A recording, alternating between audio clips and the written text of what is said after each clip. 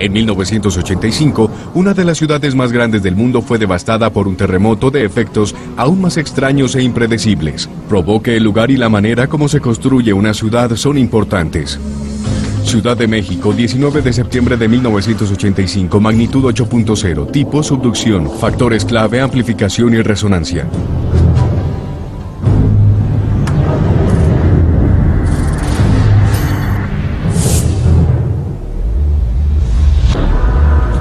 La Ciudad de México es una de las ciudades más grandes del mundo, con una población actual de más de 20 millones de habitantes.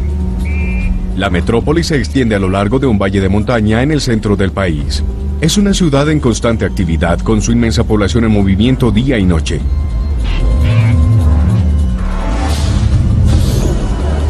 El 19 de septiembre de 1985 amanece en una típica mañana de otoño. Millones de personas encaran el nuevo día. De pronto la tierra comienza a temblar y a plegarse. Un terremoto de magnitud 8 azota a la ciudad. El epicentro está cerca de la costa occidental de México. Libera 6 veces más energía que el sismo de San Francisco de 1906. Cientos de edificios de varios pisos quedan en ruinas, otros miles quedan seriamente dañados. No sabía qué pasaba. La mente corre a 1000 kilómetros por hora. Uno no sabe si ya está muerto. ¿Tú no sabes si de veras ya estás muerto? La ciudad lucha por defenderse, pero las líneas telefónicas y de electricidad están cortadas. Los servicios de emergencia saturados y millones quedan a su suerte. 3 de los hospitales más grandes de la ciudad están seriamente dañados, sumando caos y víctimas.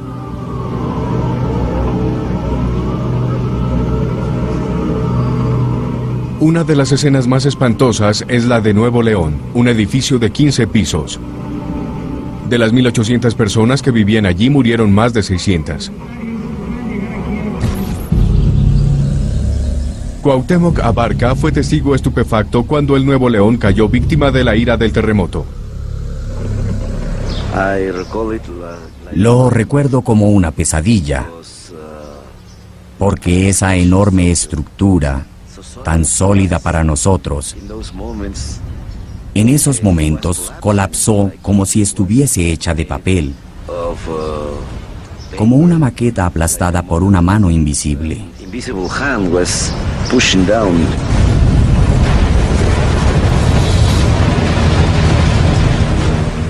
Cuauhtémoc y docenas de vecinos corren al edificio en ruinas y con sus propias manos comienzan una lucha desesperada para rescatar a los sobrevivientes. Había un sobreviviente que tenía el lado izquierdo bajo los escombros. No podíamos mover el concreto que tenía encima. Era muy pesado. Yo le sostenía la mano derecha, tratando de alentarlo. Él se quejaba del dolor. Me duele, decía. Y murió. Se calculó que la cantidad de víctimas mortales habría oscilado entre 9 y 35.000 personas. La verdadera cifra tal vez no se sepa nunca. ¿Por qué sufrió tal devastación esta gran ciudad? La Ciudad de México está ubicada en el centro del país, a cientos de kilómetros del epicentro del terremoto. ¿Y por qué algunas áreas quedaron aniquiladas mientras que otras permanecieron intactas? Para los sismólogos como Sina Lomnitz, el desastre cambiaría la concepción de las ondas sísmicas. Hubo muchos factores sorprendentes que intervinieron para hacer que este terremoto fuese un gran desastre. El sismo fue desencadenado por movimientos de la placa de Cocos, que choca con la norteamericana en el Pacífico cerca de la costa occidental de México. A diferencia de la falla de San Andrés, en donde las dos placas se deslizan en paralelo, México es la escena de una colisión tectónica frontal llamada zona de subducción. Normalmente una placa se desliza sin problema por debajo de la otra, pero cuando una sección se traba se acumula una enorme cantidad de presión.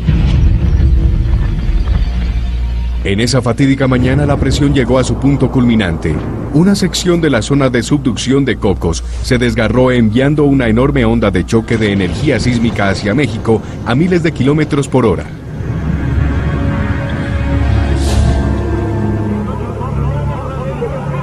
Durante la mayoría de los sismos, el daño mayor se produce cerca del epicentro.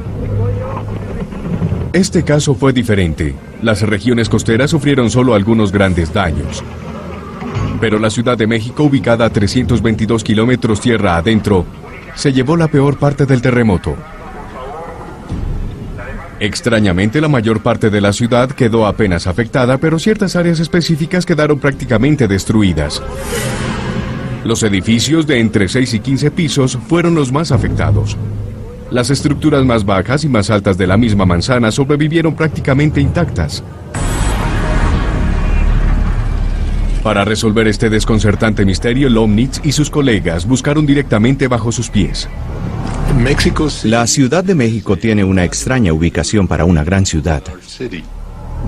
Hace 700 años, lo que hoy es la Ciudad de México era un lago. Los aztecas construyeron su ciudad capital, Tenochtitlán, en una isla que estaba en medio del lago. Era un enorme complejo de canales y carreteras elevadas, con una estructura tan compleja como la de cualquier ciudad europea de la época.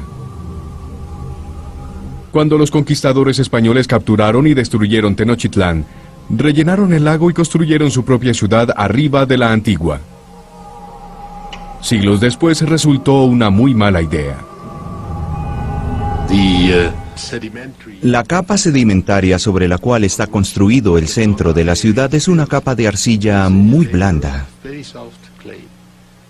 Es prácticamente una gelatina, es casi agua.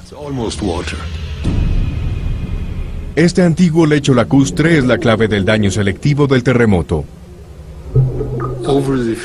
En los 3 primeros días después del terremoto nos dimos cuenta de que los daños estructurales serios se produjeron solamente en la zona en donde estuvo el lago.